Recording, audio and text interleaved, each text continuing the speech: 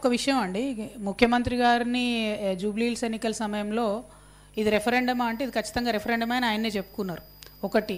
రెండు, Jubilee hills ఎన్నికల్లో గెలిచేది ఎవరైనా కూడా ప్రజలకు ఫరక్ పడదని నేను ఇప్పుడు కూడా నమ్ముతున్నా. బీఆర్ఎస్ గెలుస్తా కాంగ్రెస్ గెలుస్తా నాకైతే తెలియదు.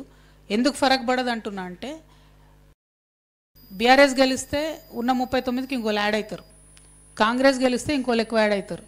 కాకపోతే నక్కలగండి ప్రాజెక్టు పూర్తి కాదు, ఇక్కడ హాస్పిటల్లో ఎంఆర్ఐ మెషిన్ రాదు, 2000 ఉన్న పెన్షన్ 4000 కాదు, ప్రజలకు మాత్రం ఈ సమెత్తు కూడా లాభం జరగదు. సో నేను అనేది ఏంటంటే, వాళ్ళకి మంచిగా 15 days ఎంటర్టైన్మెంట్కి సరిపోయింది, బాగుంది. పాలకపక్షం అక్కడనే ఉంది, ప్రతిపక్షం అక్కడనే ఉంది, అందరు జూబ్లీ హిల్స్నే ఉన్నారు. ఐఎమ్ హ్యాపీ, జూబ్లీ హిల్స్ ప్రచారం అయిపోయింది. ఎందుకంటే सब लोग वापस घर पे आते अब यहाँ पे पूरे आके एटलीस्ट अभी आके देखो लोगों का क्या हालत है. సో ఎవరన్నా గెలవనండి బ్రదర్, ఫరక్ పడేది లేదు. పాయింట్ 1, రెఫరెండం ఇది అని ముఖ్యమంత్రి గారే ఒప్పుకున్నారు కాబట్టి ఆయన గెలిచినా ఓడినా మరి బాధ్యత ఆయన తీసుకుంటాడని నేను అనుకుంటున్నాను.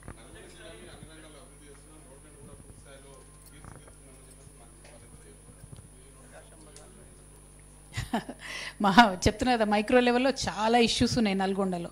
ఫస్ట్ ఇష్యూ, ప్రజల ఆరోగ్యం బాగుండాలంటే ఏ టౌన్లో అయినా సరే అండర్ గ్రౌండ్ డ్రైనేజ్ ఉండాలి. 15 ఏళ్ళ నుంచి ఇక్కడ పెండింగ్ అవుతుంది.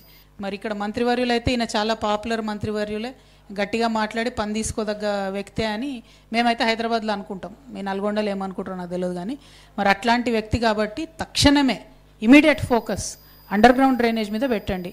మీరు రోడ్ లేసుడు కాదు, రోడ్ కింద కూడా మురుగు ఎట్లా పోతుంది అన్నది చాలా ఇంపార్టెంట్. ఎందుకంటే ఇప్పుడు ఇగ్నోర్ చేస్తే ఇంకా 30 ఏళ్ళకు పాపులేషన్ డబుల్ అవుతుంది, భయంకరమైన రోగాలు వస్తాయి. కాబట్టి మీరు రోడ్ల మంత్రిగా ఉన్నారు కాబట్టి రోడ్ల కింద వ్యవస్థ ఫస్ట్ బాగా చేసి మీద రోడ్లు వేస్తే బాగుంటుందని నేను కోమటిరెడ్డి అన్న గారిని రిక్వెస్ట్ చేస్తున్నా. అంటే ఇది ప్రజల ఇష్యూ, నా పర్సనల్ ఇష్యూ కాదు, ప్రజల ఇష్యూ కాబట్టి నల్గొండలో డెఫినెట్గా అండర్ గ్రౌండ్ డ్రైనేజ్ ఉండాలి. ఒకటి. రెండు, ఇక రోడ్ల విషయంలో నాకు చాలా విషయాలు తెలిసినాయి. ఇక అది మాట్లాడితే పాలిటిక్స్ అవుతాయి. వేసిన రోడ్లు వేసిరని, మళ్ళీ అక్కడక్కడనే తిప్పిరని, అవసరం లేని 2-3 ఆల్టర్నేటివ్స్ వేసిరని, ఇవన్నీ డబ్బుల కోసం వేసిరని ఇక చాలామంది చాలా చెప్పిర్రు. నాకు వచ్చేటప్పుడు మాకు ఎవరో ఒకరు మీలాంటి పత్రికా మిత్రులు ఇన్ఫర్మేషన్ ఇస్తారు కదా, చాలా చెప్పిండ్రు. అవన్నీ పాలిటిక్స్, అవి పక్కన పెడదాం. ప్రజలకు అవసరమైంది మాత్రం అండర్ గ్రౌండ్ డ్రైనేజ్ నల్గొండలో అది వెయ్యాలి.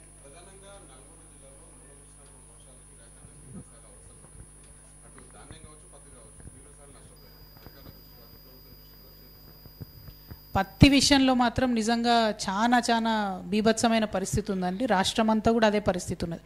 ఇప్పుడు నిన్న నేను తిరిగి వచ్చిన అన్ని ప్రాజెక్ట్ ఏరియాలలో కంప్లీట్గా పత్తి పంట మీద ఆధారపడే రైతులు బతుకుతూ ఉన్నారు. ఆ విషయంలో నేను అగ్రికల్చర్ మినిస్టర్ గారికి కూడా పర్సనల్గా ఫోన్ చేసి కూడా రిక్వెస్ట్ చేశాను, దయచేసి పత్తి మీద చేయండి అని చెప్పి. తర్వాత కేంద్ర మంత్రి